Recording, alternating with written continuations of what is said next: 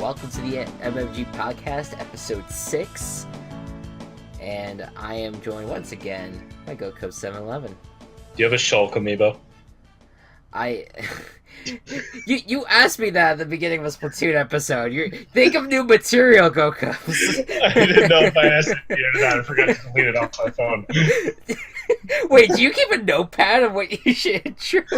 Look, I have just a list of things, and I'm like, I could start an episode of something with this. You know what though? I respect it. I think that's good preparing as a frequent guest on this channel. I respect it. I haven't said that on one of these yet though, so I'll count that as all right, sounds good. All right, welcome everyone to the MMG podcast, where we talk about really anything that's on our minds. And this episode is gonna be dedicated once again to Big Brother. Our last podcast was back in late June when we were talking about the cast, what the twist may be, the potential of maybe Paul from Big Brother 18 entering the house, and well, that happened, and he's pretty much the only house guest in there, so we have quite a bit of reactions to everything that has happened. I haven't really given you much of a rundown of some of the things that have been happening on the feeds. I guess this could be a time where I could really do that. It'd be appreciated if I can remember as much as possible. Because there has been a lot. It has been a loaded season. From what I gather, this has been a very chaotic season, which I'm sure you've been loving. I have been loving it, but apparently, and as per usual, no one else is. So it's you know what? All you can do is your opinion. Yeah. And your opinion, just by you being you, Chris, because you're a good person, is better than 90% of the internet, at least. Well, you know what, Gocubs, I really appreciate that. Why don't we start with your opinion of this season to this point, your reactions and all that. All right. So this season, there's obviously, since he took power really early on and kind of did a lot to piss off the house, Cody has been the definite antagonist of the season. A lot of times, if you look at it in a story structure kind of standpoint, I like trying to figure out who the antagonist of the season is, and it's not necessarily that it's bad if the antagonist wins. It just seems that they are among the most I guess cunning or aggressive ones to try to get people out, whereas someone else might be the hero of the season, like Survivor last season. Brett Culpepper was definitely the antagonist, where Sarah emerged as the protagonist. At the end of the day, that's pretty much how it ended up going. Yeah. If you I don't know, this is really cheesy, but if you a Quidditch and total drama, Owen and Gwen were the main characters of the show, and they ended up being the final two of the winners, and then there was a clear antagonist. I don't know, following these kind of things throughout the season is really interesting. So Cody and Jessica combined were a big antagonistic duo. Cody got himself out pretty fast. Was he 4th overall? He was out, including Megan. No, 3rd. He was the 3rd one evicted. Yeah. It was Cameron, Jillian, and then Cody. Yeah. And then Dominique got eliminated right after that. Right. And then Cody fought his way back in. Yeah, we had one silent week without Cody, and then he returned. And then he came back in. Him and Jess were a thing again. Jess got HOH immediately. So none of them could get out. So neither Cody nor Jessica were going anywhere, because Jessica definitely wasn't nominating Cody. After that, Jess was able to use her her halting hex to stop the eviction from going through. So neither of them went that week. Yeah. And then the immediate week after that, Jessica goes home. Correct. Cody is left to his own wits and is the biggest target. And then a week after Jessica goes home, tonight, Cody goes home. Right. So Yeah, like early on, just in his mannerisms and towards the rest of the house, Cody has definitely been the antagonist of the season. But now Yeah. that like he's kind of like lost all of his that he had like lost all of his power, and now he's completely out of the house. I think it. I think that there's a time for like a new villain to show up, and it will be really interesting to see if the house actually uh, if the house actually realizes this. Uh, so the nine remaining house guests are Raven, Matt, Mark, Josh, Christmas, Kevin, Jason, Alex, and Paul. Now I really like Alex and Jason as a duo. I think they're fantastic together, and they're really fun to root for just because they're nice. They're nice and good people, which you don't often find in Big Brother. But we also have this character named Paul, who has been working with them, but also kind of is the veteran that's been just absolutely fucking flooring this game with his alliance. So if his alliance realizes, hey, this guy's doing a lot, we should probably do something about that. And I'm talking about Alex, Jason, Christmas. Really are the three that I think would step up and do it. Kevin and Josh, not so much. Mm-hmm. I uh, I just think it would be interesting to see if Paul takes the role as villain compared to the rest of the house now. Yeah. Yeah. I've been thinking about that a lot. Like I knew that Cody was like gone really soon. Yeah. And Paul was kind of the hero to like I guess kind of like a hero to help push to take him out. But now we have a lot of others who have been playing good games so far, I think. Yeah. And it should be noted that this is your perspective as someone who has not watched the feeds. You watched. I've not seen any of the feeds. Right. And I'm sure Paul's being like a huge fucking dick on the feeds. Well, that's what I was about to get to with my reaction on the season. And I think let's go back. Let's go back to that first few weeks. Cody and Cody and Jessica were definitely the villains. They kind of were berating people at times, kind of being like, if you don't do this our way, you're not on our side type thing. They were definitely kind of bringing out like when Josh voted the other way, voting out Jillian. They took the time to attack him and all that, and that was before we kind of knew how much of a well, actually, no. We kind of knew Josh already was the aggressor at that point because we already saw him going after Megan and stuff. So yeah, he's right. From the beginning. He kind of was like, a berater of sorts. But Jessica and Cody went after him, and it kind of established a villainous vibe with those two. The two that they tried to get Paul out without really informing their alliance.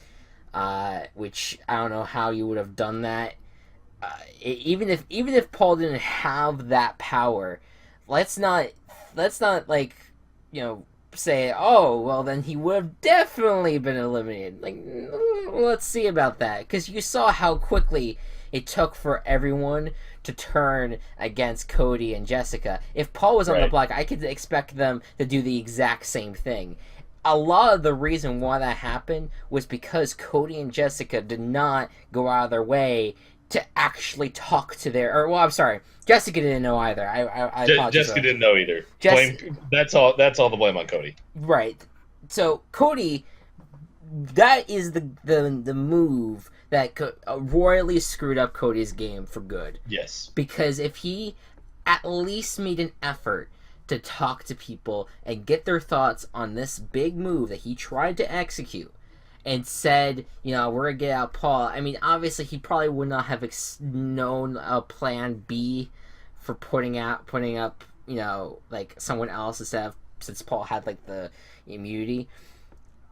I think that if Cody actually talked to people, he actually maybe just heard people out, not get in his bubble, not refuse to talk to people, actually was social, he actually would have been great in this game.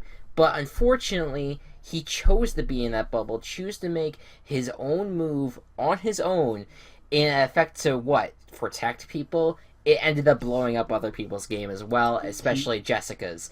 yeah, and And he had an alliance of three showmances plus a seventh person.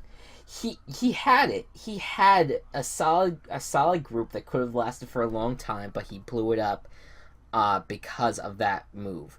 Because of his own arrogance, Right. essentially. So he goes, and so what is the house left with?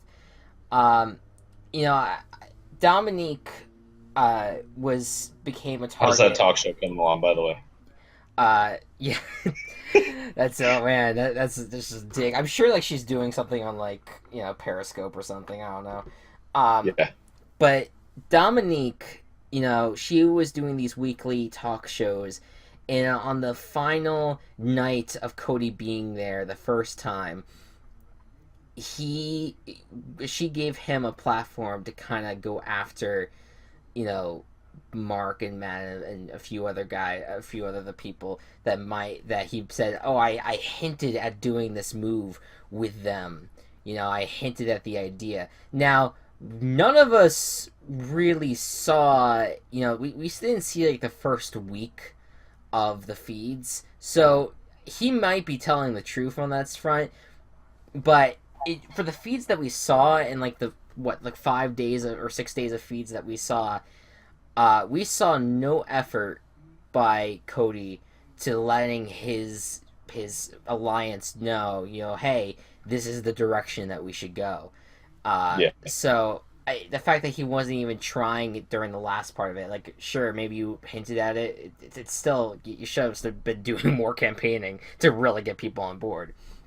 Regardless, he used that platform to go after people, and people were not happy with Dominique for doing that. They were not happy with some of the questions that she had, and she ended up being a target, especially on Paul's radar. Um, and it led to Dominique, in her mind, starting to think that there was some sort of, there was a snake in the house. That was the term that she was using, and I guess she got a cue from God saying, Paul is the snake, and that is what led to her going after Paul, kind of letting the house know, this is, you this is he's the snake. He's been controlling this game. You guys should get her out. No one really listened to her. Well, Now, the thing is, she's right about the fact that he's controlling the game. 100%. And Yeah, if people were really thinking about it and really looking at it, maybe that was the case. But the problem was that she wasn't really providing any further evidence other than she heard it somewhere. right. So that was really the flaw with her game. But this was the first sign of the BB audience. I mean, some of the BB audience was already kind of, kind of against Paul in general because they don't really like the idea of a veteran going in with a mix of newbies. In particular, I know for me that I don't really love that idea, but I was like, you know what, let's just see how it plays out. I don't really, Yeah, whatever. Um, but not like this particular cast would have been that interesting to watch if there wasn't a juggernaut like Paul. Anyway, well, that's that is a true fact because of the people, because this is a kind of a dumb cast in a lot of ways. look, Um, like I like a lot of them, but like you look at Kevin, Matt, Raven, even Josh in some sense, they're not playing the game really. they're the floaters in the game. Yeah. They're yeah, they're well, yeah, Yeah, well, because a lot, and most of them are, because a lot of them are getting dictations from Paul. right. Paul's the one that's telling them, this is what you should do. This is who we think we should target. He does every way, any power that he has, he's going to use it. He's going to talk to people to be like, look, this is the way that should be done, and people are like, all right, let's do it, and they don't really think much about it. I've yeah, I I I mean, can't really defend that. yeah, I but it's I good. just It's good I gameplay. just want to know though, like, because Paul, like, say what you want about Paul, he's really loyal, and I think he'll stay loyal to Alex and Christmas and maybe even Josh. Uh, but like, if it gets down to like, let's say the final five is those five: Paul, Jason, Alex, Christmas, and Josh. Uh, And what yeah, I don't know what about that. I don't know I about know, that. I know. I'm just pointing at, just naming something. Yeah, yeah. Because like at this point, Matt and Raven are gonna like just one day be like, oh yeah, we'll both be pawns, and then like someone wins the veto and no one goes up and one of them goes home. Like that's something that's gonna happen to them. I Their think game is awful. yeah, I think yeah, I think Paul's. I mean, I guess that's pretty much what he has right now. Is that group of five going forward? Yeah, But and Kevin, but well, yeah, no. We'll talk about that in a second. yeah, Um, but anyways, the Dominique's week was really the first week of people realizing the way that Paul was playing, and many people were kind of turned off to it because he kind of started, bringing in religion into the whole thing. Which, while yes, she did use religion in order to try to go after him anyway. I don't think that she actually said. Well, no, actually, she did. I think that she said that God told me or something like that. yeah, And he kind of went after her. It was just like, all right, well, we can't fucking talk to God, so we can't. And that, I think, triggered a few people. And I'm not trying to be like facetious when I say that, but it kind of. oh yeah, I get you. It was it's the people, it's kind of, once you go after religion, it's kind of like, all right, hold on a second. And that was kind of when people started turning off to Paul. And then as the weeks kind of gone on, where you had Cody return to the game, and you had the week when it was Cody and Jessica, Paul didn't really have much power in the game. He well, that was probably one of the greatest works by Paul. Was him getting Ramses outside of who they wanted to target, and Josh.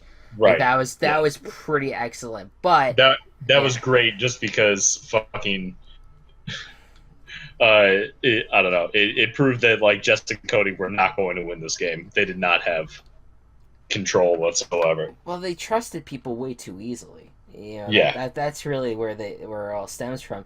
And that was also a week where the egging on began big time with Josh and what his antics with the banging of the pots of pans and yelling at Jessica and Cody. Paul, meanwhile, I mean, this is some stuff that was not really shown on the show. He's egging him on the whole time. He's telling Josh to berate them, get in their head, wherever that may be. Now, people see that as a tactic, and it's been a tactic that's been well played off. Some people also see that as, as bullying and stooping down to low levels. Whatever it may be, that's what he had. That's however anyone feels, that's what he has been doing, is trying to get people to get inside these guys' heads. Mm. And one of the key things that happened was that HOH that Jessica won. He's yelling and berating her, Josh, and then we find out afterwards, like, oh, it was Jessica's father's death date. I was a little skeptical about that. I mean, I'm not saying that he didn't die or anything like that. That's not what I'm saying. Yeah. I'm saying I don't know if she actually told people that, because I don't think that there was any clips of that. Yeah. So that I don't know, but I'm not going to blame that on Josh. No, exactly. Like, I feel like to throw that out there, I felt was just like, all right, well, wait a minute. Trying to garner some sympathy, I think. Yeah, but that was not a good look television wise, the way they edited that. And so that weeks goes by, but as the weeks go on, and then we go into the week where Jessica and Cody use, their what was it called? The pendant of that was the halting hex. Halting hex. You got it. The halting hex week was agonizing in the fact that there was really nothing was really going to change in that week. Right. But it was probably the most drama filled. And that had the big fight that ended up leading into the backyard with both Jessica and Cody laying on the hammock and all of them like kind of yelling at them for the distance. So here's the things that you did miss. Jason was the one that started it. I think Paul egged it on, and then Christmas and Alex were the one that really started bringing it up. But they were they wanted to go after Cody for his military status. They don't believe that he was in the military, and so they were they were yelling at him for that aspect. You know, I think Raven was just off the hook going after Jessica and Cody about the cat ear thing. That whole thing, I have fucking no idea what's happening with that. That's a whole weird argument. Yeah. Jessica and Cody were contemplating actually walking from the game after that fight. They were being berated. No one was really letting up.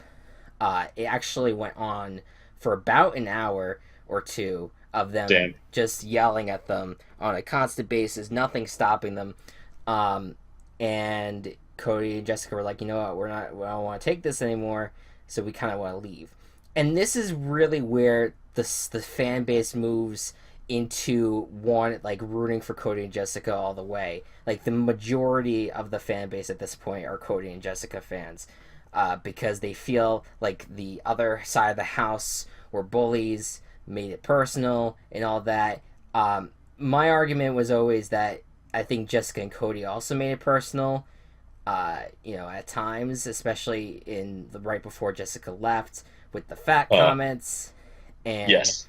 And just calling Josh like really stupid, you're the dumbest person I ever met, whatever it may be. There was times where they also stooped down to the level. So I think anyone that's saying that these guys were innocent and everyone else was guilty is grow up. Horseshit. I mean, listen, I think every single individual in that house, maybe with the exception of like Kevin, because he wanted her to fly, is like berated, and I guess Mark really was like a victim a lot. Josh was really berating him. He almost hit him with Mark almost like hit Josh with the pans because he just couldn't handle it anymore. With the exception of Mark and Kevin, I think, and maybe Matt, but Matt kind of was contributing to it. This was like off the hooks, everyone yelling at one another, and everyone was really bullying one another throughout the whole season. So no one's innocent really, except for the few I named. And we can't just sit here and be like, oh, well, the people I like were totally innocent. Like, no. That's not how it works. That's not how it ever works. There's most of the time two sides of the issue. Most of the time. Maybe there's some exceptions in life, but we can't so everyone that's like, I can understand rooting for Jessica and Cody in the sense that they were the underdogs after a while, and they were the only ones that were targeting Paul, and so that aspect I can completely understand, but the aspect that they were completely innocent in the house is a little beyond me. Now, as for where the game is at now, we just had Cody and Elena eliminated. Yeah. Look for Mark to try to win the HOH and go after Alex and Paul. That's going to be the two biggest targets right now. Alex and Paul, or more specifically, Alex has reached like umpteenth levels of like paranoia. That's the word for it. And so Kevin could also be a target in the future, as well as Matt or Raven, because they don't trust Kevin. They feel like he threw too many hinky votes out there, even though that was mostly Paul telling him that. They're not going to know that. They also think that Kevin tried to hang out with Cody too much. We saw it. He tried to make an alliance with Cody. So they are not starting not to trust Kevin. They're starting not really to trust Matt and Raven, because they don't do anything. which Matt and Raven do not do anything, and like, which is I don't really understand why that's a candidate to get them out, but it's not. It's not. I Like, mean, obviously, like if you want to be like, okay, final three, like me, Alex, Jason, and Paul. Like if that's what you want, I just named names. yeah, Then yeah, fucking get out Matt and Raven, but not at this point where like Mark is planning on playing really hard right now, I think. yeah, Uh, and and yeah, and yeah, I don't yeah, have much more to say on that. yeah. Alex, you know, I think Alex and Jason really were talking a lot about getting out those two, or just Matt and then Kevin. Um, and so right now, a final five that looks like right now would be uh, that I guess the ideal one for I guess Paul would be Paul, Alex, Jason, and then Christmas and Josh, Yeah, with Raven being the sixth one, if they went to a final six, and Kevin being after that with seven, because they have to go after Mark, and they have to go they after have Matt to go first. for Mark next. There's no question. Well, I mean, they should go after Mark, and then I feel like the house should then turn, if it hasn't already turned already, to go after Paul. But Yeah, if they're going to continue kissing his ass, then I guess the next. I mean, I think the next big target out of all of them should be Christmas, if anything, because I yeah. feel like Christmas is playing a very good manipulation game with Josh. Well, I mean, to be fair, that's one of the most unlikeliest alliance. I think you said that to me in a Yeah, text one day. Christmas and Josh was in a alliance that I did not expect whatsoever. But they've been working really close together. I feel like there's a chance that those two could turn on Paul, but then you also have Paul, who's really in Josh's ear, and Josh really is hooked in with him. Yeah, Um, so now, like, this whole big alliance that was formed against Cody and Jessica is completely fractured in the sense it's that, gonna have to be like cut apart. yeah, I mean, and slowly but surely it's coming apart, with now Mark on the outside of the house while everyone else is still on the inside. But if Mark could win HOH, I mean, that would be the best Look, Team Chaos scenario. yeah, look, if Mark wins HOH, is the competition happening tonight? I think it might be. We're not gonna be I can't watch it because the feeds are gonna be down until midnight Yeah. tomorrow. Oh, really? Oh, because there's like a Derek thing going on, right? Yeah, I fucking hate it. The best feeds are the double eviction Fallout feeds, and they took it away from us, and I'm pissed. Damn. Anyways, go ahead. So yeah, like let's say Mark wins, he's gonna go after Paul, no question. So Yeah, like he nominates Paul and Jason, let's say. yeah, Nominations stay the same. Why not take a shot at Paul? That gives see Alex, Christmas, Josh, Matt, Raven, Kevin. Six votes. If Christmas, Matt, and Raven all vote, like let's say that Christmas is like, hey, I want to make this big move, and she goes to Matt and Raven, and she's like, hey, you want to get revenge on this guy for always using you as pawns, and not being a pawn himself. right, right, yeah. And then they get either Josh or Alex on their side, or they don't even need to because Mark would cast the tie-breaking vote. It would be. You mean Mark?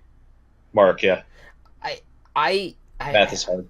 It's, I, it was funny because I was thinking about it in my head about tonight for the double eviction. If Mark and Elena would have won tonight, like what the votes would be. But now that one of them is gone of the couple, and let's say Mark wins, you have 6 votes that you need altogether. So you need to get. Oh, I did math wrong. Yeah, you need 6 votes. Yeah, because it was 7. It was 7 votes both times, with like the 3 nominees and then the 2 nominees. Yeah. So now you're down to 6. So yeah. Well, Who yeah. do you? So there's 9 people left, right? Yes. All right, so let's say Paul and Jason are the nominees. Mark's HOH. So that's Matt, Raven, Christmas, Josh, Alex, and Kevin. Right. I don't know if because Alex would definitely save Jason in that scenario. Oh, 100%. Yes. That would Yeah, be a vote so against Paul. that's another vote against Paul. Right. So like, yeah, I don't think I like it. It just takes either either Mark or maybe even Raven or Matt. If Raven and Matt realize that uh, like, hey, they have this power and they could take a big shot and not get out Mark, uh, and work with him. I don't know. Yeah. I don't know, because you look I at know that they don't really like Mark, but Matt and Raven are loyal as fuck to Paul to like an uncomfortable degree. really, Yeah, and I feel like I can tell by the number of times that they've gone up as pawns, but right, they're dumbasses. So, right. I do love Matt. I think he's a sweet, like a really sweet and like good Yeah, guy. Personality wise, they're great people, but Well, they're playing the game so. here's something I need to break about Raven. She really uses a lot to get sympathy. She has a lot of stories that sound like tall tales, and it really Really? it really gets on people's nerves. It's gone on my nerves a little bit. Like she tries to make things about herself a lot, which I mean, I'll be honest. I know I do that a lot sometimes, but when people when you see other people do it, you're kind of like, oh, that's a little annoying. Uh, But that's not the worst thing. it's not. No, it's not. It's but you had one time. It's so funny that they did not show it on Big Brother. Raven fell down the stairs, and like she kind of like broke open like or not broke, but like she split over her foot with like a nasty like scratch that she needed like stitches for, Ooh. like a gash. Yeah, and then so uh she's walking around like she's like really like she's like really in pain about it. She's like, oh my god, like this is like the worst injury and stuff. And then pan over to Christmas, broken foot. Her foot will never be the same. Like had to get like replacement bones. Yeah. Chris is just like, yeah, definitely the worst injury, Craven. All right. So it's like it's that kind of shit. But Gotcha. I think Raven's a really sweet girl. I think it's just there's just this other aspect to her that's just like people have noticed. They're like, all right, Raven, calm down. Yeah. Regardless, Matt and Raven, I think, are so loyal to a fault with Paul that I'm pretty sure that he can nominate the two of them on the block, and they'll be like, well, we're both pawns for each other. like they'll be I wish that was more of a joke.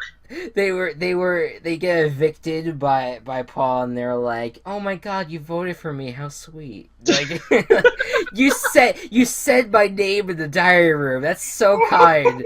Like that, it's that kind of loyalty. It's kind of fucking scary. Yeah. I think the concern then after that would be Josh, because okay, so let's say you get Kevin and Alex. I think Kevin has kind of like started sniffing out Paul. He has he's acknowledged it before. I mean I think that's kind of part of the reason why Kevin's starting to become a target. I think Kevin and Jason would vote. And I think that if Christmas was really smart and knows her fucking game, she would vote that way as well. But even then, you're looking at a 3-3 tie, which would be enough to get Paul out of the game at that point. Mark would vote Paul out. So I think Christmas would be the swing vote at that point. If she can really, really like slip away from Paul and really just think, what is best for my game, and if she can get him out and still be in the good graces of Josh, which I think that she could still be, the only outsiders that she really has at that point would be Matt and Raven, and they're not going to do shit. They're probably gonna be on the outside. They're probably gonna be upset about Paul going. like their base god is gone. But um, I don't know how much of them. I don't know how much they'll realize. Like I don't know. Matt and Raven have not really established to me what they would do in a panic situation when they are left at the very fucking bottom, because they have not been at the bottom to this point. So No. If Matt and Raven are on the outs, I don't know if they would, you know, try to get back in with them, with the big alliance, try to get back aligned with other people, or try to win HOH and then go after the other people. Like, I'm not entirely sure how that would all work out. So, but I think a dynamic would change if Mark won HOH. With that being said, though, that is one person against 7 other people who Yes. will probably be gunning for him, and it'll be very, Oh yeah. it's gonna be very tough for him to pull it off. It would also be like, I don't know. I think Mark is really good at challenges, and I think has the ability to like veto his way to the end. I'm not even joking. He very well could, and I feel like early on we didn't get to see that side of Mark. I thought that he kind of was this, like, he was a buff guy, but he wasn't winning anything, so I was really concerned for him. But now down the stretch, and I will say too, again, like, I know people get annoyed with Mark too, with, like, how he like kind of cries a lot and stuff, but like, I don't know, I really like Mark. I think that he, out of all the like super buff dudes in the house, Mark was always my favorite. yeah, no, because he was just, I don't know, I just felt like he never tried to personally attack anyone. Has he left people in the dust? Yeah, but that was the culture of that fucking cast. Like, if you dare talk to anyone on the other side, you were the next target. Look at what's happening to Kevin. So I can't really blame Mark for ditching people when they're targets. And apparently, like, and then Josh is just like, oh, well, they turned on them. So how if they could turn on them, what if they turn on us? First of all, it's Big fucking Brother. You all turn on each other eventually, okay? Yeah.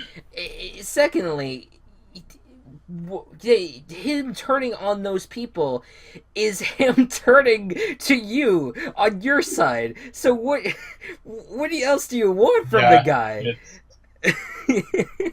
Like, it's not just Josh, it was Paul too that was doing the same exact shit. Kind of like a get down and stay down kind of thing. Yeah, another thing that kind of pisses me off about Josh and Paul, and I don't hate them. I do like Paul. I've always liked Paul. I think that he has, very egotistical tendencies, as well as in Josh is, I'm just indifferent to. He's funny, but he's unintentionally funny, really. But the other thing that really pissed me off about them is that, so Cody kind of went like the whole game without really talking about his child, and that kind of was exposed in the last few episodes. And he didn't want a weapon for, like, as he said in his eviction interview, he didn't want a weapon for people to go after him. And I was just like, that's kind of stupid, because, like, why would people really hold that against you, right? But then, when Kevin did end up going to Paul, and I think Josh too, about the fact that Cody had a kid, and they were like, wow, look at all that PDA you did with fucking Jessica on live TV. How could you let your child see that? I'm just like, are you fucking kidding me? How is that a bad thing? Like, say what you want about Cody. Him having a child is the least, like unlikable thing about him. Like, that's actually like the most humanizing thing about Cody. So it's like I that's like most humanizing. It's amazing to me that they kept on doing that.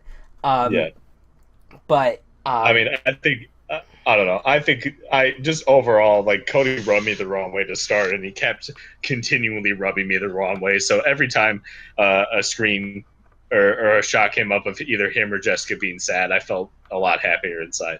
No, I mean, I understand that feeling, because and this is just, I feel like people have fucking amnesia from, like, the first few weeks. Like, they were fucking horrible to watch, and, like, just, like, the cuts, I mean, Cody had said some things that were kind of just uncomfortable at times. We won't go into specifics because they were like kind of borderline political, but kind of crazy political. But you had Jessica too, though, at times where she would like, oh my god, like all the girls I hated in high school are all fat now. It's great. I'm just like, what the fuck? Like, Yeah. like they're not. Conceited. Yeah, they're a little conceited. I know that you said in your introductory bio that your boobs were real, but I forgot about that. Oh my god. See, like, and again, like, I'm not trying to be like you can't root for them. Like, again, I understand that from a underdog standpoint. Yeah, they were the underdogs for a few weeks. And but they were on top and lost it and were bitchy people. yes, and I think that you have to kind of remember you gotta take the good, you gotta take the bad with the good in a way. If you're gonna root for someone, you have to be able to own everything that they did. Just like if you root for Paul, you could say that he's playing a great game, but you should also acknowledge that he is kind of a dick at times. Yeah, he's an asshole. Yeah, so like you have to be willing to pick, like, you can't pick and choose. You gotta embrace the whole man if you're gonna root for them. And honestly, I'd rather choose the guy who thinks that dinosaurs existed.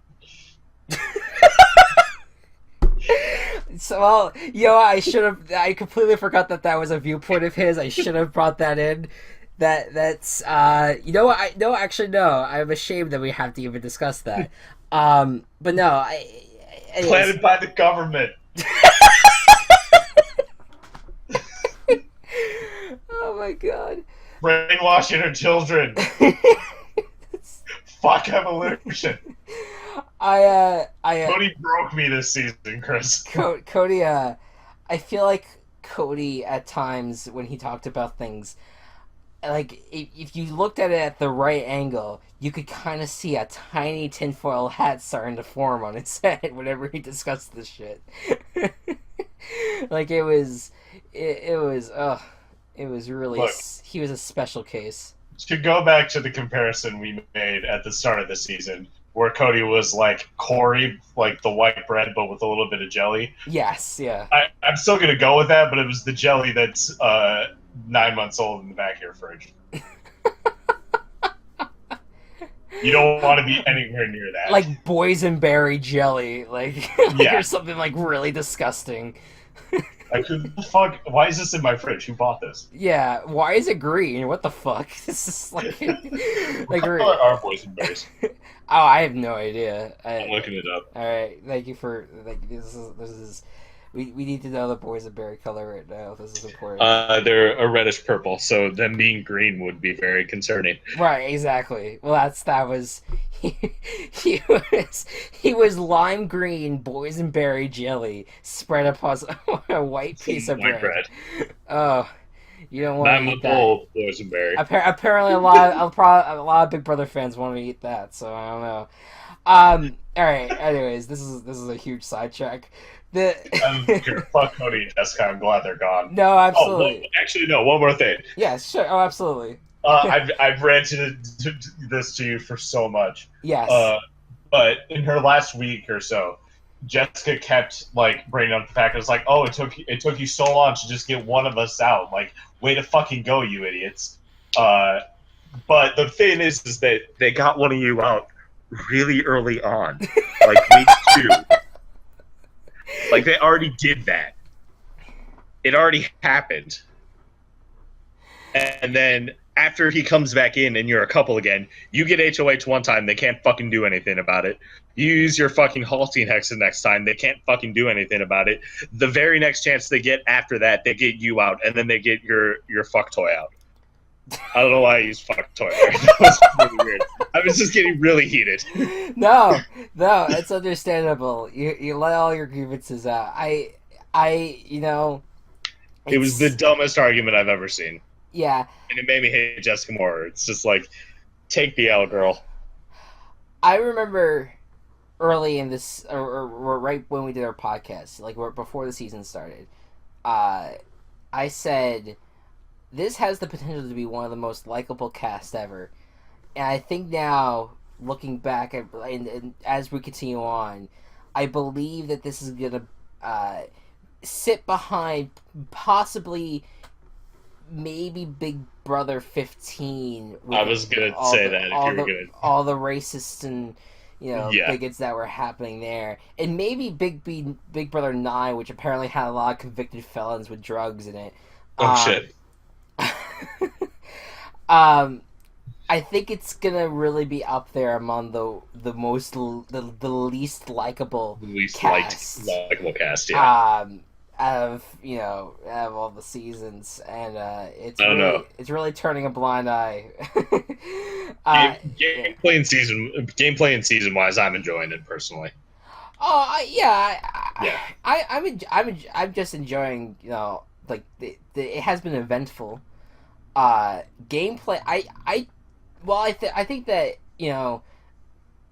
Christmas I think is like the only other one though outside of Paul that's playing a little bit, because I feel Yeah. like even Alex, who I do like Alex, I feel like she's winning competitions, but a lot of the stuff that she has done to this point has been something that Paul told her to do. Yeah. And it looks like a move that she created because that's kind of how the show edits it, but Paul has had his hand in every single thing that has happened in this Oh, game I'm sure. to this point. Yeah, I don't doubt that. Yeah, the only other game move I could say that was independent would be obviously anything that Cody and Jessica did, and the Elena move, which we could talk a little bit about the Elena power of veto move. She had the veto. She could have walked over to Matt and be like, "Here, be a fucking camp counselor. I'm gonna be safe." Wouldn't have pissed everyone off, and she would still probably be in the house after the double eviction. Like, double eviction aside. I mean, the argument can be made that basically ended her game right there. I mean, they were gonna go after her anyway, but I know they were, and in the next couple of weeks, and maybe even during the double eviction, they would have tried to get her out, which totally would have made sense right. to get her or Mark out. But that really like dug her grave. That just like sealed the deal. Like, fuck you, Elena, you're going. Yeah. But I really think it's really just Christmas, with her alliance with Josh and kind of keeping him close. But even that still leans in Paul's direction, because even when they were like, Josh, you can make your own move. You could target Elena over Cody and Jessica. You absolutely can.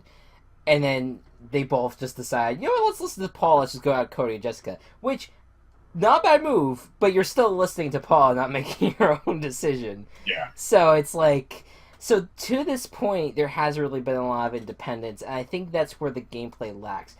Drama, eventfulness. Anyone that has said that this season has been boring in that aspect is really not watching it. Not watching. It has been quite the eventful if season. You watch from like 1 a.m. to 2 a.m. maybe, but well no, that's the only time you watch, and you don't even watch the shows. You just look on the live feeds from 1 a.m. to 2 a.m. Well, actually, 1 a.m. and 2 a.m. is one of the more active hours. So it's more like maybe like 4 to 5, 5 to 6. Okay. Regardless, regardless of the specifics, it has been a very eventful season with many fights and many and many bullshit excuses to start fights. The most recent one I think is Alex yelling at Mark or yelling at Cody for eating her cereal, and that spawned the Elena fight that we saw on TV between Alex, Josh, and Christmas against Elena. So that was truly special. Also, I also want to bring up we're not doing like weekly podcasts anymore, so all of this just kind of builds up. Can we talk about how fucking hilarious it is that Cody's downfall was that he couldn't throw a competition?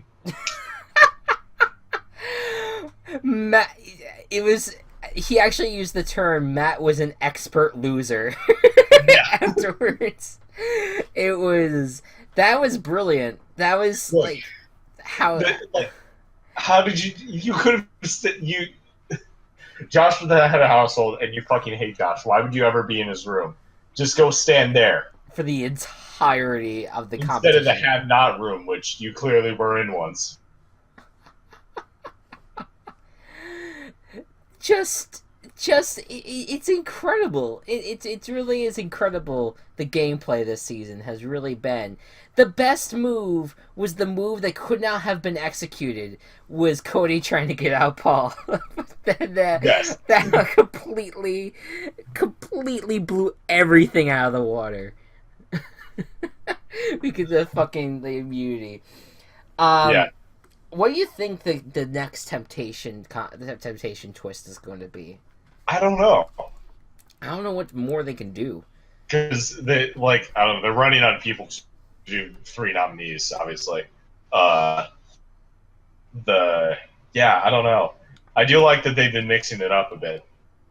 The only thing I could see them doing is like, I don't know, like doing it more like what Pandora's Box was, where you go in, you take the temptation, and then either you that took the temptation is gonna get a consequence, or that the entire house, either with you or except for you, gets like a punishment of some kind.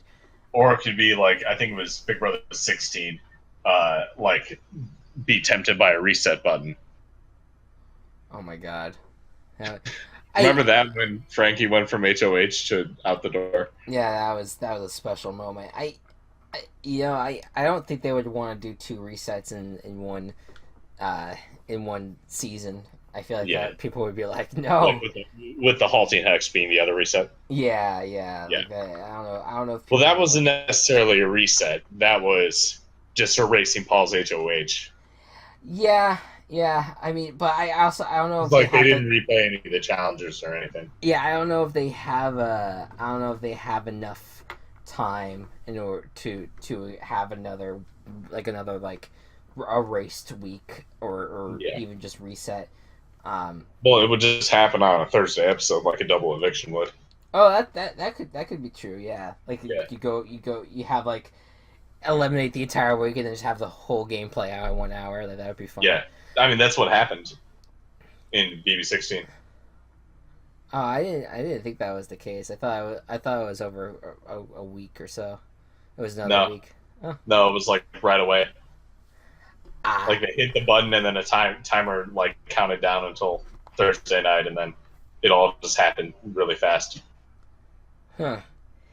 To my recollection. Yeah, I have to look that up afterwards. But yeah, I don't know what else they could do, and I kind of like when I heard her say that the whole the twist is coming back. I'm just like, ugh, because like I don't know what else they can do.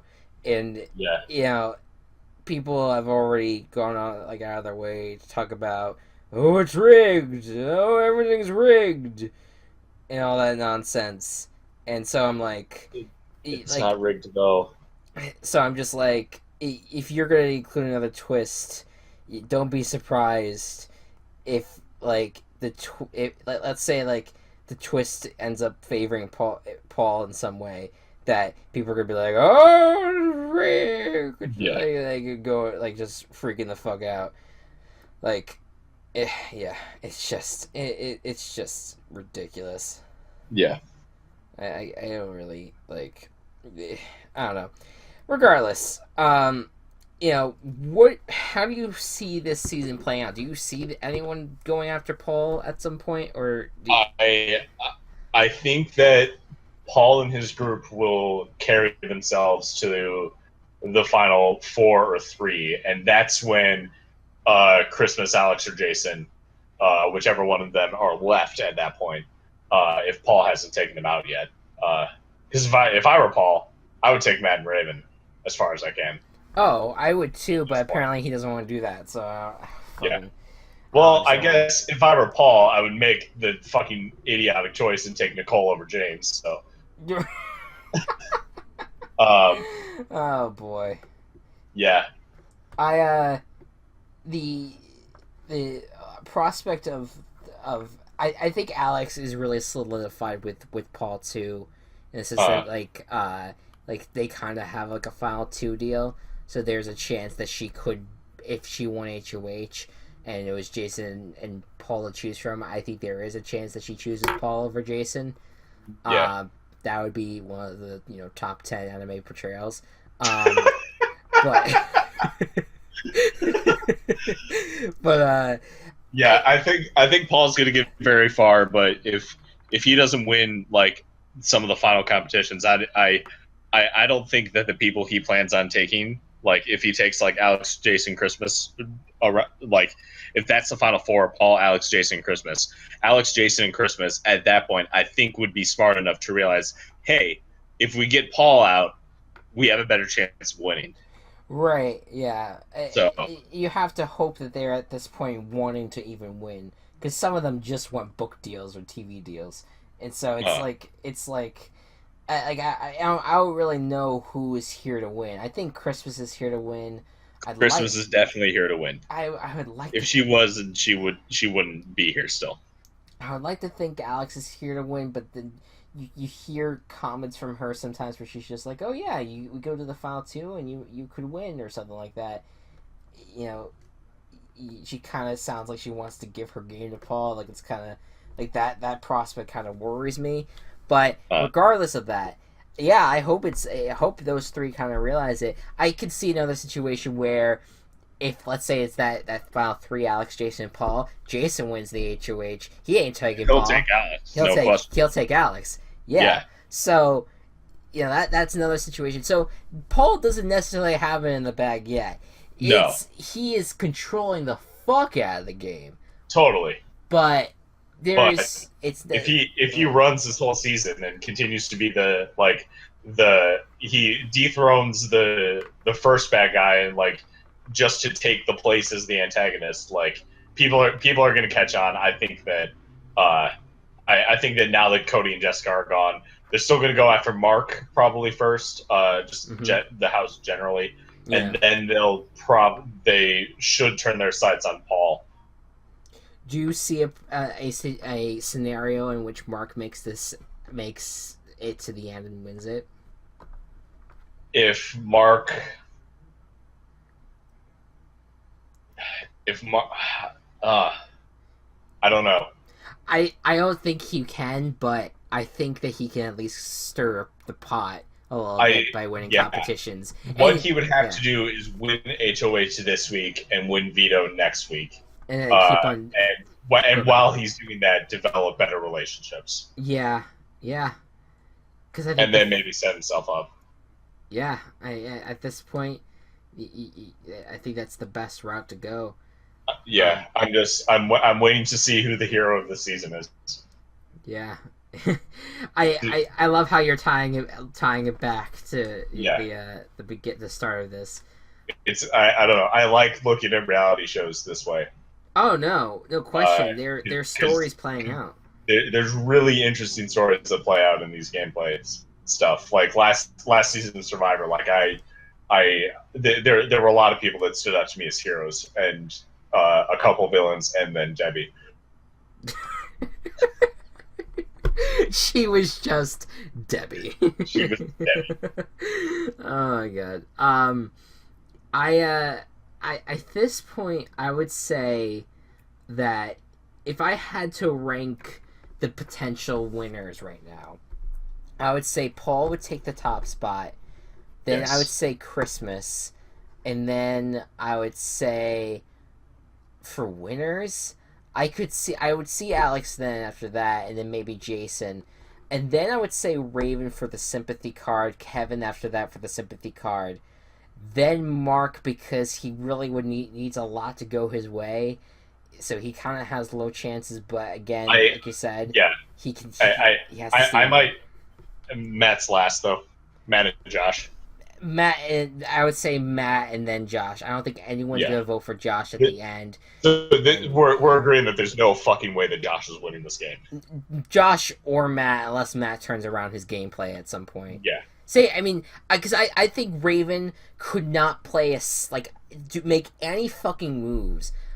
But just based on how this season has gone, I feel like for the sympathy card for her diseases and for other aspects, I feel like if Raven goes to the end, that she could actually end up like winning the whole game because of that. I I don't think. I hope not. And I think a lot of house guests are like catching on, not really catching on to her, but like not wanting to give her that money, just because of that. So I think I think that Raven could end up being lower than Kevin and lower than Mark in that Yeah, instance. But I don't know. yeah, I would love to see Mark fight his way back at this point.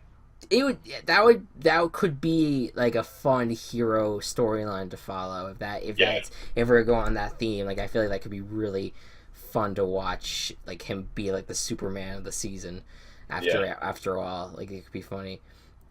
It does kind of, those like you're gonna. I hope you know what I'm talking about because it has happened in many some games that I've played, some TV shows that I've watched or whatever. Yeah, But the arc of you know people working together to help an individual get to the top, and then that individual at once gaining that power, turning on the people that helped him along the way and turning into this evil overlord of sorts.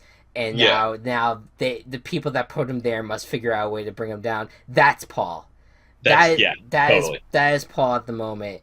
And either we're going to have a sad ending, maybe not Well, sad, but because I'm yeah, sure there's going to be people that are going to be thrilled that he wins, no question. But if we're talking about the hero's arc in this instance, you either have the ending where the villain ends up winning it all, or you have it where someone finally makes the move to topple the guy that's in power, and they ended up winning the whole thing. they get the glory. They get the glory at the end of the day. So that I feel like that's the best comparison that I can make because Yeah. because I'm trying to think of a more specific example, but that general idea is Or you could look at for Mark, kind of like a Prince Zuko character from Avatar: The Last Airbender. I haven't. I kind of That watched it. I that's don't know a lot of it. that's now on your homework. Just to watch all of Avatar: The Last Airbender. All of it before the end of Big Brother. Oh the god, that's No, you don't have to. oh god, no. I think I hope there's someone out there that well, give me a little bit more detail so I can at least. I mean, All just right. Well, in minimalist terms. all right. He works with the villains for so long. Kind of has a change of heart and like fights his way back to be the hero. Yeah, that's interesting. That's interesting, and Yeah. that could be said about every single one of the cast members. Working with the Paul Alliance, helping him out along the way, and then being like, yeah, let's stab him now and bring him down. So that could be it's very interesting, and I'm as someone who loves, as I've said before, I love the chaos. I don't really have a rooting interest in this season. Uh, I want to see power changes. I want to see, I want to see just just the clawing of every single individual in that house to the Yeah. end. I doubt we're gonna get every single one of them to really be fighting their asses off, No. but it would be a treat to really have a house where every single person ends up against each other at one point, and it would be just beautiful in many ways. So Yeah. that's all. I That's yeah. all I can wish for. I guess in terms of who I'm rooting for, if I can just say that. Absolutely. Yeah. The top four that I'm really going for. Alex is actually number one. Okay. Christmas and Jason are kind of like tied for two, and then Paul's fourth. Okay. Yeah. Yeah. That's and you think that are you rooting for just any of them, those top three, to basically turn on Paul, essentially. Yeah, Yeah, if any of them turn on Paul and are the ones who like orchestrate him getting out, then I think that would be pretty cool. yeah, 100%. I Yeah, I don't know. I I think that like if Alex, Jason, if they keep Kevin along with them, if Jason just won HOH, so he's not in contention. But like, let's say Kevin wins this fucking HOH. Actually, he's probably just gonna do whatever Paul says. So never mind on that. Uh, well, I mean, who knows? I mean, hopefully someone turns at some point. You know, yeah, someone like kind of realizes. But the problem is that they can't pull a Cody. They have to get people they have to behind get them. support. Yeah, yeah. It's interesting. It's yeah. You gotta have there's gonna have to have a lot of hope with it right now. Yeah. But any final thoughts overall about the season, or like, is there anything that you want that we haven't discussed that you would like to talk about? Not really. I'm glad Cody's gone, and I want to see how the. I mean, I'm glad Cody's gone mostly because he's a shit person, but also because I want to see how the gameplay evolves from here. Because there's been a very clear one-sided. These two people are the targets. We have to get one of them. We have to get them out. I 100% agree. Yeah. And now they're not there. Yeah. So seeing where it'll turn from here, there's still kind of Mark as a target, but he's not quite as clear as the other two, I think. Mm-hmm. So, yeah, I think seeing where that ends up going will be really interesting to me. Yeah. It has been the recurring plot the whole time.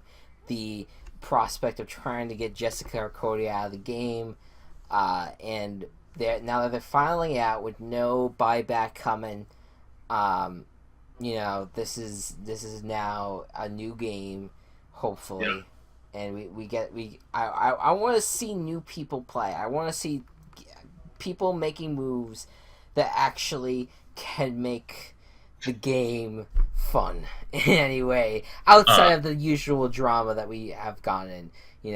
Like make the game itself a little bit more fun than it has been. Yeah. So, yeah, I'm looking forward to it though. I Yeah. think we have an interesting month ahead. We'll probably get another double eviction. Uh, I I don't know if we yeah. will, because there's 8 weeks left and 9 people. Yeah, that's true. So that's enough for like 3 people in the last week. Yeah, I don't know. I forget what day the Something finale. like that. I forget what day the finale is. Yeah, I don't know either. I think it might be September 20th. I don't know. Regardless, we will. I think that the if I think that pretty much the rest of the weeks will be normal, barring whatever this fucking twist is going to be. Yeah. That I'm nervous about. I really hope it doesn't really fuck up the game. or if it forces people to really start playing, then I'll be all on board with that. That could be fun. But we'll see what happens. So overall though, if I had to rate Big Brother 19 and like the many seasons that I've watched as far, I'd rank it like in the middle. I think the drama's really good, but it's very one sided. But that's in terms of like who's really playing a great game. But overall, it's not terrible as everyone has been saying. Yeah. It's better than the way it's been perceived. Overall, but all right. I've watched a bit less than you. I've been watching since 15. 15 was at the bottom for sure. Uh, That was like, why are you getting me into this shit, Chris? yeah, that was a terrible season for me to start on, and because it's a good thing that it's me that you're talking that like you got into it, because I don't think anyone else would continue to watch after that. I was just like, not every season is like this. Just give it time. Yeah. Um, you know, and I hear a lot. Big Brother 12 was really when the show for many people kind of changed, and that's actually where I started watching, because people I'm just talking in a general sense for the what I've collected from the Big Brother community. That Big Brother 1 through 11 was the best that Big Brother has to offer. Everyone's there to win. No one's there to try to get famous. It was truly, the gameplay was excellent, and that everyone was really, everything was really working out. And then when Big Brother 12 happened, you had just everything kind of like people just started losing interest in it because I think they were getting a lot more recruiters. The twists started getting a little bit more outrageous, and the it was like the beginning of like the first accusations of rigging in the show and everything like that. So that's when like the whole show history kind of changed.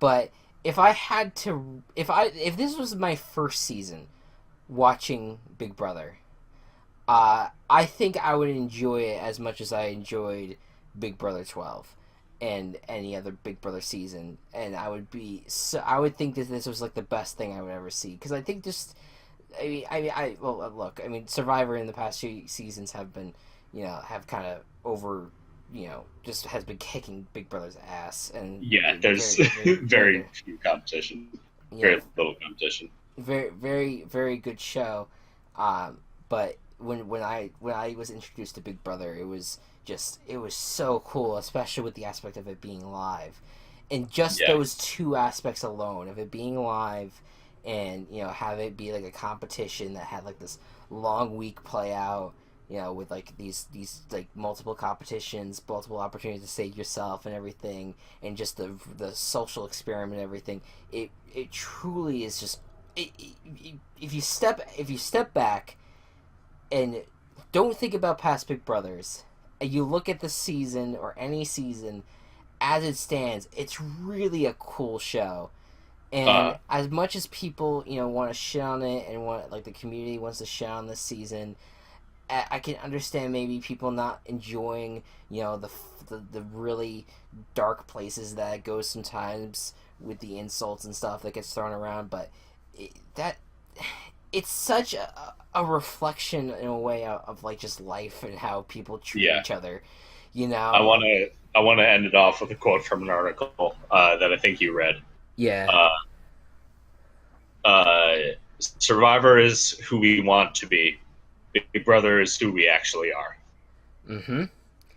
And I think that's really that's a really profound statement if you think about it. Because you really watch Big Brother, you're like, oh my god, how could these people do this? And then you end up looking in the mirror and you're kind of like, oh wait a minute, it's really like holy shit. I don't know, like just the thing of like being in a house for like 3 months is like, oh, that seems fine, I could do that. But you're with the same people, a lot of whom are crazy because it's on purpose. And they chose crazy people. So like you're probably a little bit crazy too, but at least to an extent. But if you actually go on the show.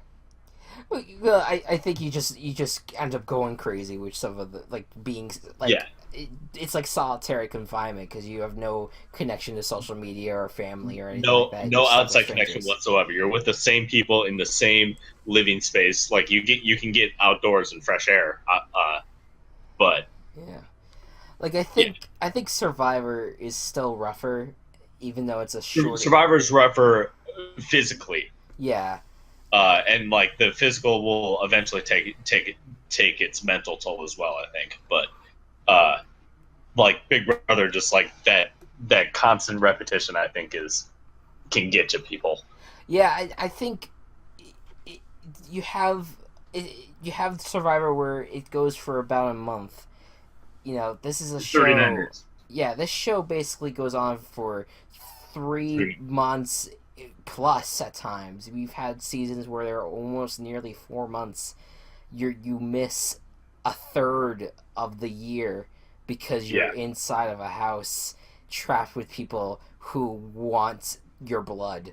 and that is, but that show that aspect of it is really just it's funny, and it makes it's what makes Big Brother so fun to watch at times. And yeah, it's a shame that we have like recruits and people who want to be actors and stars on there, but all of them at one point or another kind of start to learn, how much of a game this truly is, and they start playing it, or they realize what they got themselves into, and it's really fun to watch their reaction. Or So, they might realize that they won't get famous unless they actually start playing.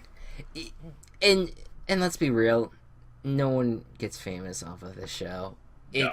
It's maybe you're I think Frankie Grande is less famous because he won on the show.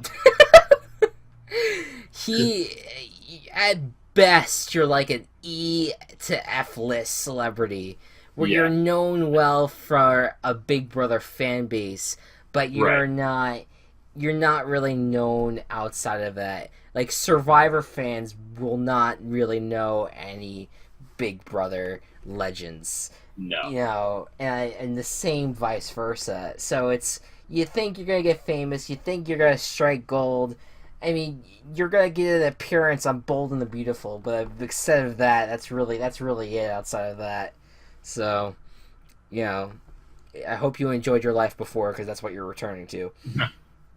So, anyways, I enjoy talking about, though, like the very detailed aspects of both of the shows, Big Brother and Survivor. Like, if you look at it from the outside, like, the specifics of, like, stupid people in either show, and how it ruins the show, or someone carrying it and how that ruins the gameplay, whatever it may be. But if you really just take a step back, and as if you've never seen this shit before, would you be enjoying it? And I think a lot of Big Brother fans would be like, hell fucking yeah. They're used to being coddled. Sorry. All right. Anyways, just let the stuff happen. Yeah. It's more interesting if nothing goes how you plan it. Right. Yeah.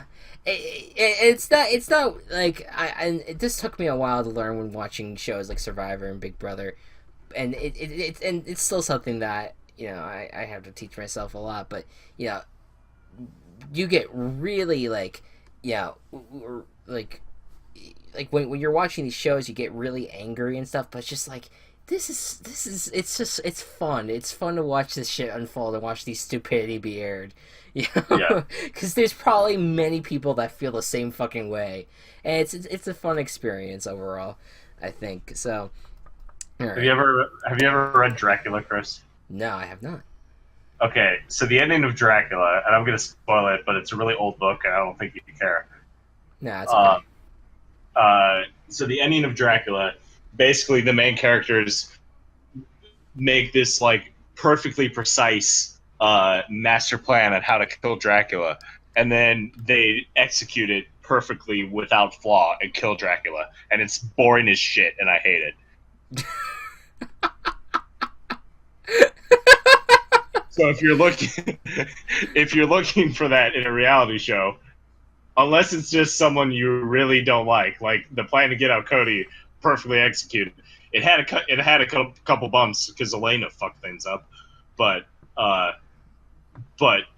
overall, like, the shows are more interesting if stuff doesn't always go the way you expect it to.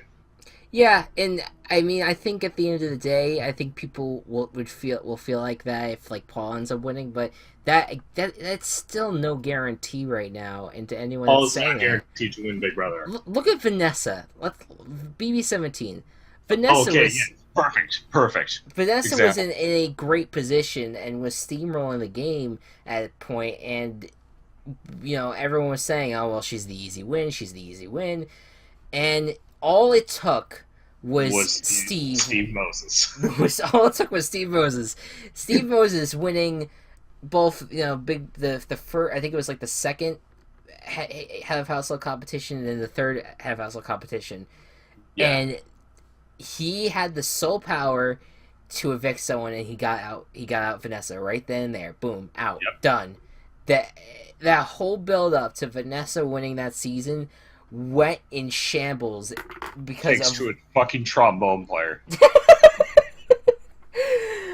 and like people said that Steve didn't play the game. Why did he win? I was like, well, look at it from the broad sense right now. Liz didn't really play that much of a game either. No. And it was that one decision. One decision could change your whole game, and the fact that you got out the most manipulative player in that season, that's a victory, and that's enough to hand you to have you get $500,000. You hate floaters? Oh well, it ends up working when they stab the right person in the back, and they end up in the final two. Right. Yeah. So I'm sorry that's how it works. So right now, yeah, it looks like Paul's, he's gonna go all the way. But all it takes is Josh to be sitting there on the final three and to say, Paul, I'm going to evict you, and Josh is gonna win Big Brother 19. No, okay, that's not gonna happen. Fuck you, that's not gonna happen. You know what? If that actually happens, I'm treating myself to like a great meal. Like that would be an amazing prediction on my part. But yeah, that's not gonna happen. I literally would not know how to feel if Josh won. But if he gets out Paul. If he gets out Paul, and he's sitting next to Matt. Okay, if Josh is sitting next to Matt, Kevin, or Raven, maybe not Raven because the sympathy. Yeah. But I don't know. I think people would be. I don't fucking know. Yeah, I think people would be inclined if he's sitting next to Raven to vote for him to win because he was the one that took down the Beast and Paul, and that's if Josh is sitting next to Matt, Kevin, or Raven, Josh will win. But I don't think Josh is going to reach that point. Well, you know what? I disagree, though. You know what? No, people might take him. Right, yeah, because he's a loose cannon, and people might not want to vote for him because he has a loose cannon. But if they bring him to the end, and he gets smart for some dumb fucking reason, and he ends up gets smart for some dumb fucking reason. That's a great sentence. You get rid of Paul, or he gets rid of Paul. He sits right there next to whoever it may be. He could win. So while I think he has the least likely chance to win this game, one move could change that whole thing. Oh, you're so right. And it would be beautiful. It would be that would be the Team Chaos win. For Team Chaos would be just bathing in the glory of Josh winning, and all of us will go to sleep that night with the tune of da da da da da da da da. Oh my god. I'm trying to bring other people onto the concept of Team Chaos, and they see where I'm coming from with it, so that's good. Oh my god! Yeah, if you're not Team Chaos, you're not enjoying life. Damn it! If you're not Team Chaos, yeah, you gotta embrace it. I like the idea of if he wins Big Brother, of the circus music just playing endlessly in the CBS lot until the next season of Big Brother. Like 9 months. Not 9 months of da da da, like the sounds. I'm recording of Josh singing it. Right, yeah, the faint sounds of pots banging in the background.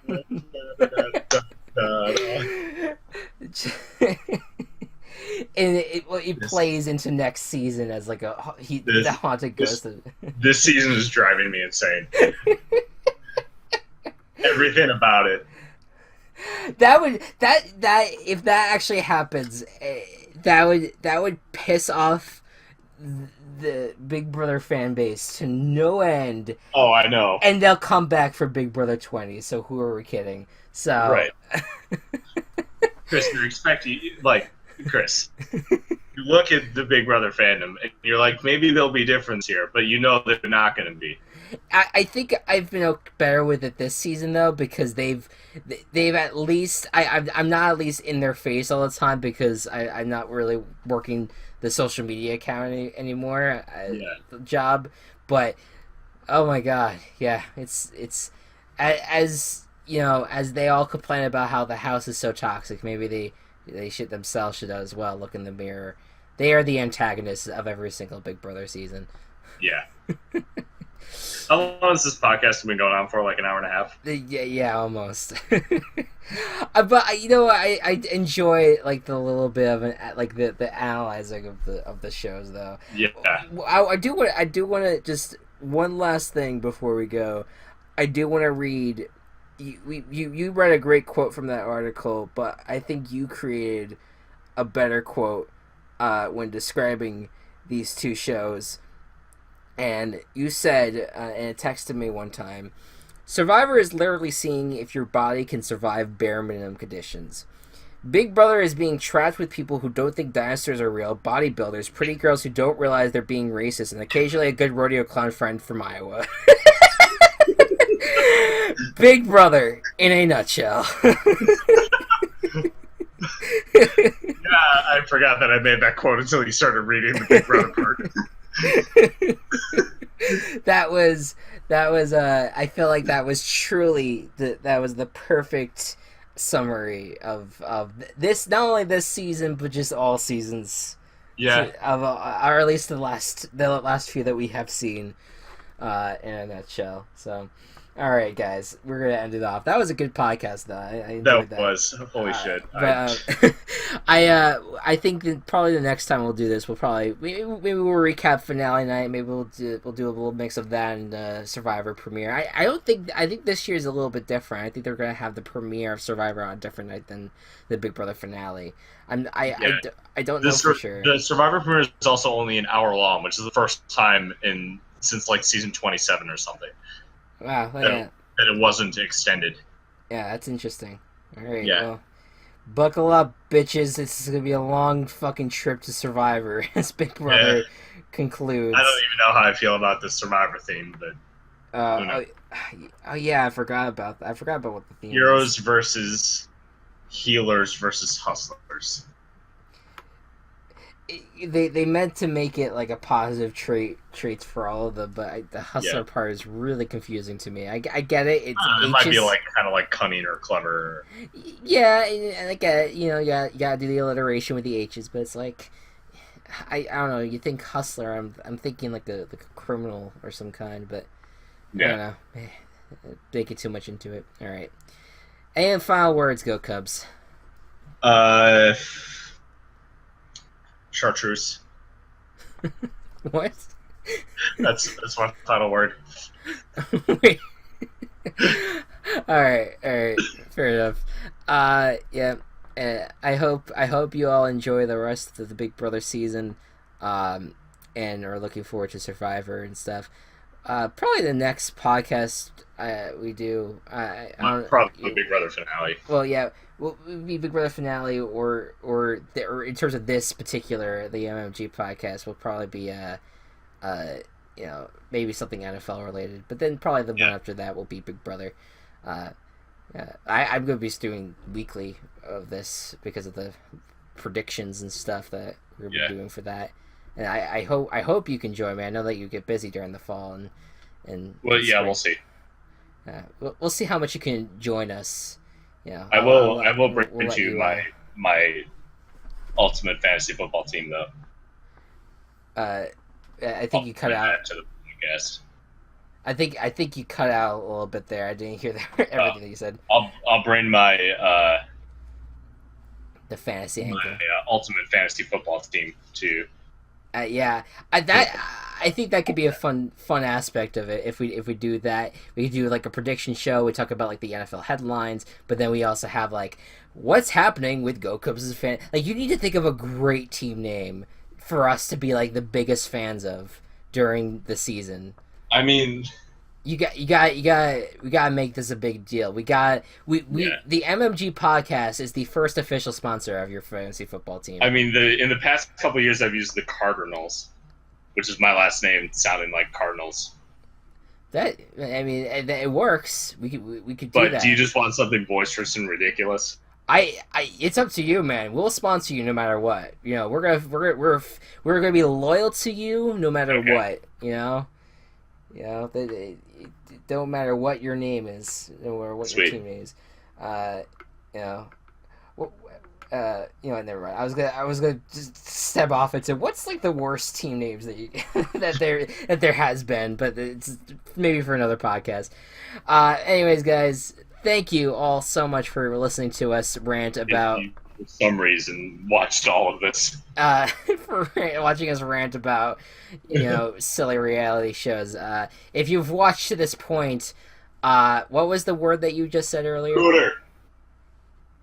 Oh yes, say that. Say Comment Pooter in the comments. Pooter Pooter in the comments if you've watched to this point, or the word that Gocubs said earlier.